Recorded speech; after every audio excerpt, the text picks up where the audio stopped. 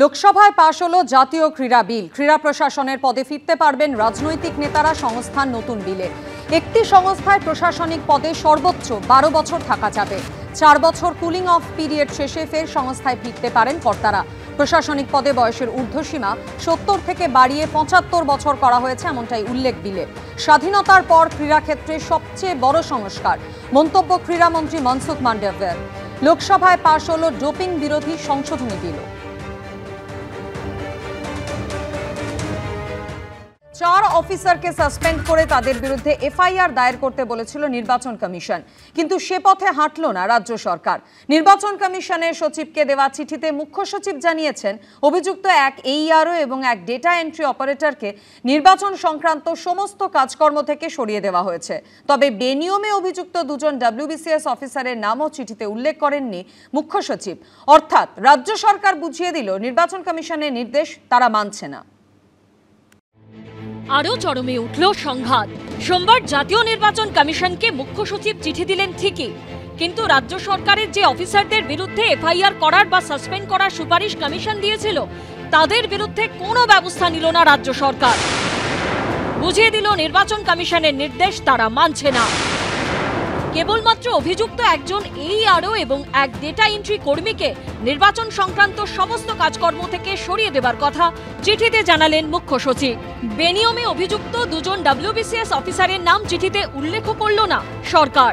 অর্থাৎ নির্বাচন কমিশনের সঙ্গে সংঘাতে আরও এক ধাপ এগোলো নবান্ন। ইলেকশন কমিশন এবার ডিসাইড করবে যে কি শাস্তি এদের দেওয়া দরকার। কারণ আজকে যদি এই ধরনের বুড়ো আঙুল দেখানো ইলেকশন কমিশনকে, এটা যদি পশ্চিমবঙ্গ দেখায় অ্যাজ অ্যান এক্সাম্পল, তাহলে এরপরে আরো বাকি যারা স্টেটস আছে তারাও এরকম করতে পারে। নির্বাচন কমিশনকে দেওয়া চিঠিতে মুখ্য সচিব লিখলেন, নির্বাচন কমিশনের চিঠি পাওয়ার পর এই বিষয়টি নিয়ে একটা অভ্যন্তরীণ তদন্ত এবং এখনকার প্রক্রিয়া খতিয়ে দেখার কাজ শুরু হয়েছে। পূর্ণাঙ্গ তদন্তের আগেই দক্ষতা ও নিষ্ঠার সঙ্গে কাজ করা এইসব অফিসারদের বিরুদ্ধে পদক্ষেপ করলে তা অসামঞ্জস্যপূর্ণ এবং কঠোর হতে পারে। এর ফলে শুধু এদেরই নয়, ভোটের কাজের দায়িত্বে থাকা অন্য অফিসারদেরও মনোবল ভেঙে যাবে। শেষে লেখা হয়েছে, প্রথম পদক্ষেপ হিসেবে ময়নার এইআরও সুদীপ্ত দাস এবং ময়নার ডেটা এন্ট্রি অপারেটর সুরজিৎ হালদারকে নির্বাচন সংক্রান্ত সমস্ত কাজ থেকে সরিয়ে নেওয়া হয়েছে। রাজ্য সরকার জানিয়েছে, তদন্তের পর পরবর্তী অ্যাকশন টেকেন রিপোর্ট পাঠানো হবে। যখন নির্বাচনী আচরণবিধি চালু হয়নি, লাগু হয়নি, তার অনেক দেরি আছে, তখন থেকে নির্বাচন কমিশন একে সরাও, ওকে এই করো, তাকে তাই করো, এগুলো বলতে পারে না। নির্বাচন কমিশন যে 4 অফিসারকে সাসপেন্ড করার সুপারিশ করেছিল তারা হলেন বারুইপুর পূর্ব বিধানসভা কেন্দ্রের ইআরও দেবোত্তম দত্ত চৌধুরী, সহকারী ইআরও তথাগত মণ্ডল, ময়না বিধানসভা কেন্দ্রের ইআরও বিপ্লব সরকার ও এইআরও সুদীপ্ত দাস। এই 4 জন আধিকারিক ছাড়াও casual data entry operator Surajit হালদারের বিরুদ্ধেও এফআইআর দায়ের করার সুপারিশ করেছিল কমিশন, কিন্তু তা মানল না রাজ্য সরকার। ওদের কাছে তো প্রাণভোমরা তারা যারা নির্বাচন প্রক্রিয়াটাকে ভিসিয়েট করবে। ফলে কিছুতেই নির্বাচন কমিশন বললেও রাজ্য সরকার তাদের সরাতে রাজি না, কারণ এরা চলে গেলে গুটি নড়ে যাবে।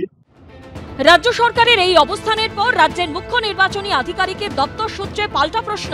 যেখানে নির্বাচন কমিশনের কাছে ভুয়ো নাম তোলার ডিজিটাল প্রমাণ রয়েছে, সেখানে রাজ্য সরকার আবার নতুন করে কি তদন্ত করবে? সিও দপ্তর সূত্রে খবর, রাজ্য সরকারের চিঠির পরিপ্রেক্ষিতে নির্বাচন কমিশন আইনি পরামর্শ নিচ্ছে। মুখ্য সচিবের বিরুদ্ধে পদক্ষেপ করতে পারে কমিশন, আদালতেরও দ্বারস্থ হতে পারে। কি ব্যবস্থা নেওয়া হবে তা নির্ভর করছে জাতীয় নির্বাচন কমিশনের উপরে। রুমা পাল, আশাবুল হোসেন ও দীপক ঘোষের রিপোর্ট।